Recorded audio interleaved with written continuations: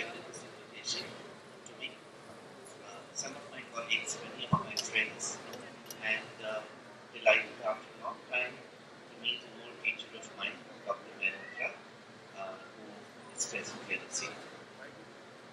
While you call a teacher to come and speak in such a lovely atmosphere, I really don't know. You guys should be holding hands with each other and whispering sweet nothings to each other, because everybody who has come up here, the old man included, has only talked about love. So, what are you wasting your time listening to me for? I really don't know. But let's go ahead.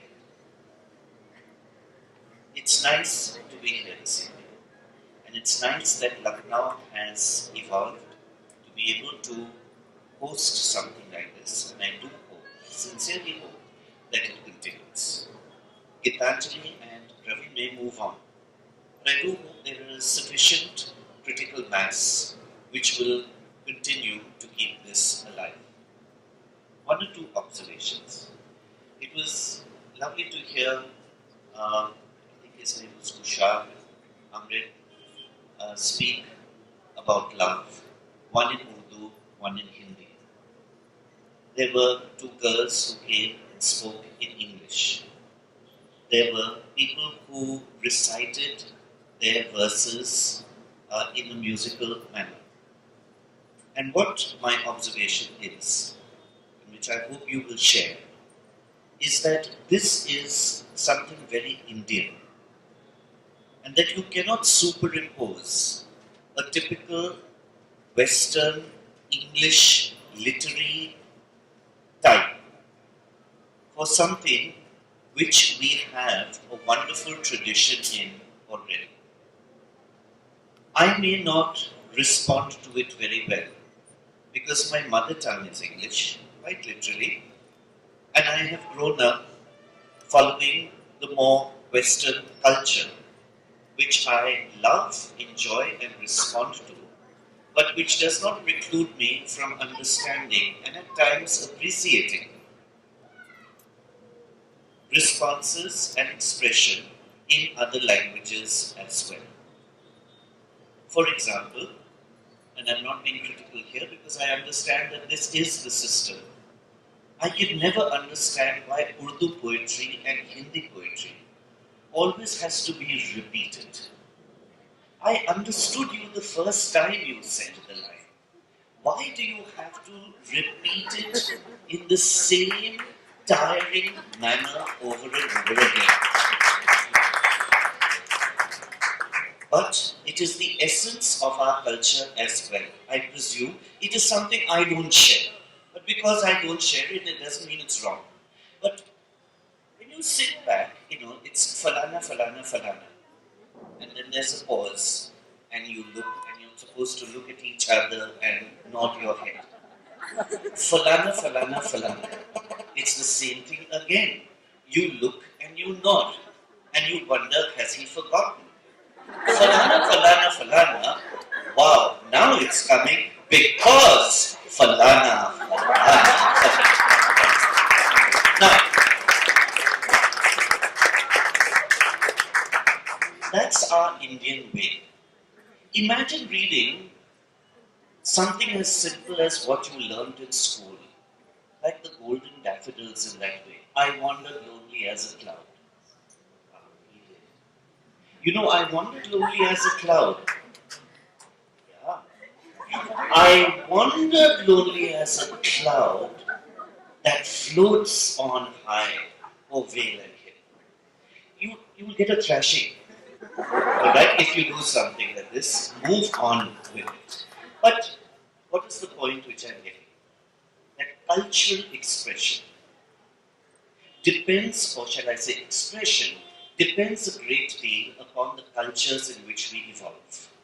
And when we talk about something which can be very pedantic, and I hope I'm not going to bore you to death, but when we talk about something like what is literature, it is a huge topic with so many dimensions, a part of which Dr. Mehrotra also helped to educate us in many years ago at the university, and which I have passed on to students, colleagues, etc.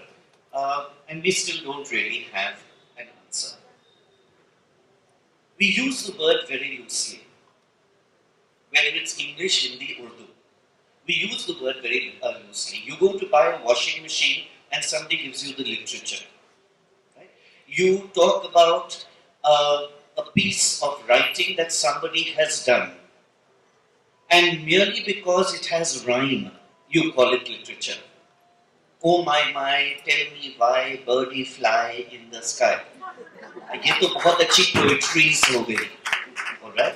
So we've got to be a little careful. Merely because people put rhyme into things, okay? Incidentally, it's also a sign of bipolar disorder when people speak in rhyme, and I'm not joking, all right? So please, do not presume that merely because you write something, it is literature. It is not. It may be absolute rubbish. Okay? The second thing, let us understand that your best expression comes in the language you dream in. You may be very fluent in a particular language. You may be very fluent in English, and I know that when I conduct conversations with you beyond this microphone, we will be speaking in English. But if I pinch you, what is the language you will scream in? Right? If you dream, what is the language you dream in? And that is the language which I would like you to choose to be able to express your ideas.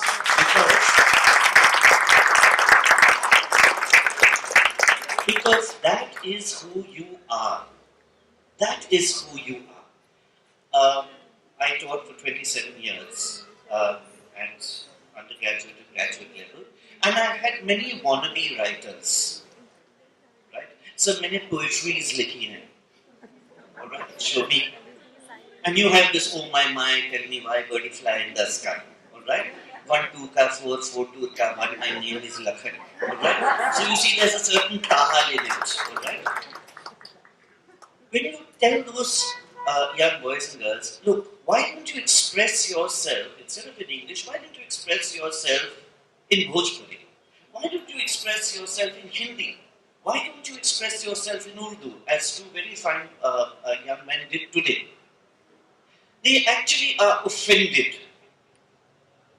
But when we ask what is literature, it must be the quality expression in a language over which you not only have control, but in a language which is used to its very, very finest best. Literature, and now, as I said, it's going to be a little Sahitic over here, means an acquaintance with letters, and people perceive a difference between literature and other forms of written work. As I told you, instructions for a washing machine may be called literature. Give me the literature of this car, give me the literature of this washing machine. But merely because it is written, it does not necessarily make it literature. Critics exclude works from the classification as literature on the grounds of a poor standard of grammar, syntax, an unbelievable or disjointed storyline, inconsistent or unconvincing characters, the things which I've just now told you about, which would definitely not exist if we expressed ourselves in the language in which we dream. There is a greater possibility that we are going to achieve a certain literary standard if we are not going to have to struggle with the nuances of language. For example, no matter how wonderful a book may be, it suffers in translation.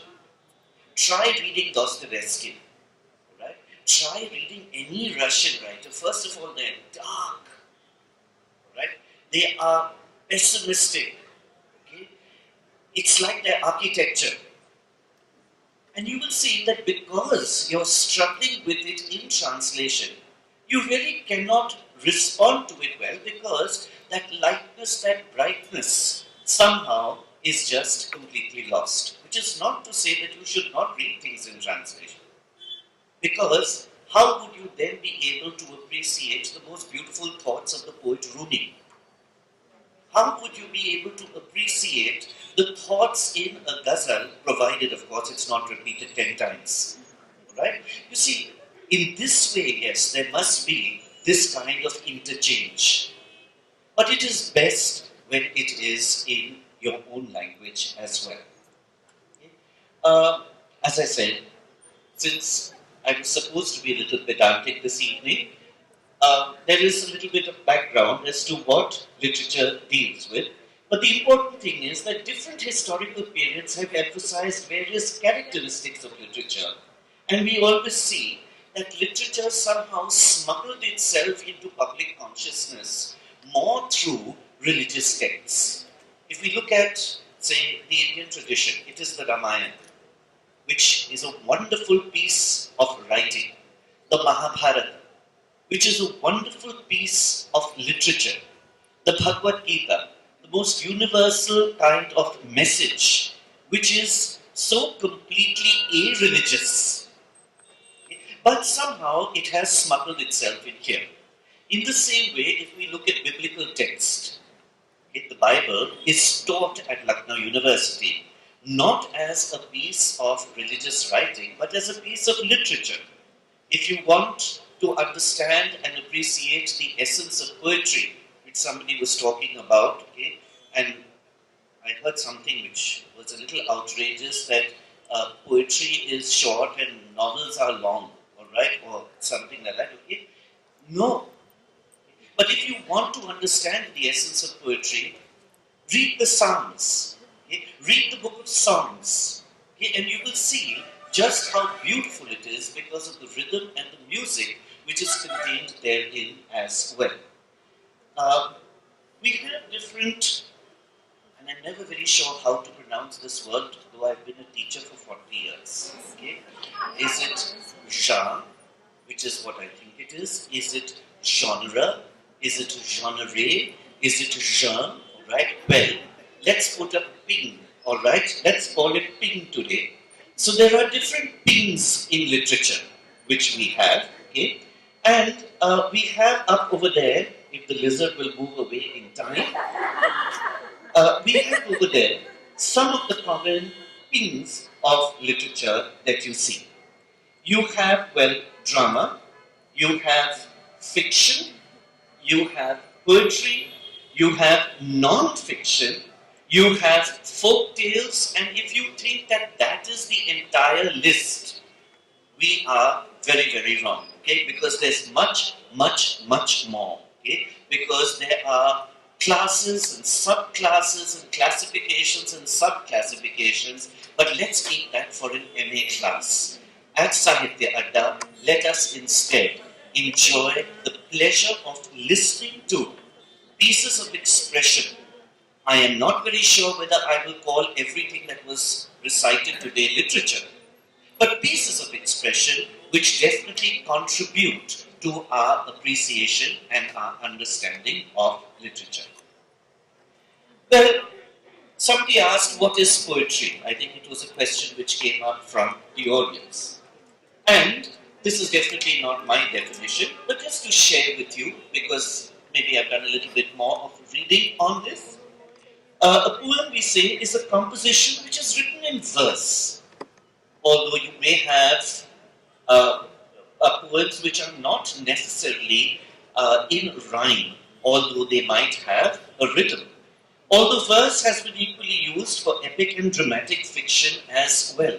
Right? You have entire poems, you have entire plays. The whole of Shakespeare is actually poetry in this finest definition of poetry as well. When we talk about poetry, how is it different to the novel, to answer the question which somebody asked? That it relies heavily on imagery, precise choice of words, metaphor, forms and measures consisting of certain patterns, stresses, different length of syllables, and they may or they may not utilize rhyme. So it is, yes, a piece of writing, a collection of words put into a certain form, and this certain form has now fitted in with a certain definition, which today we call poetry. How is it different from prose? Okay, if we have "Oh my, tell me why," and we say that that is poetry, then what is prose? Prose is anything where we remove the rhyme.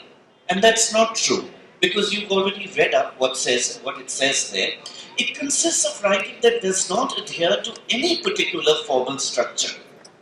It is simply, very right, non-poetic writing. Although prose can also take on a beautiful form where many pieces of prose almost lagav takkar with poetry. Right? You were not very sure, look, is this prose or is this poetry? Because it is so beautifully done.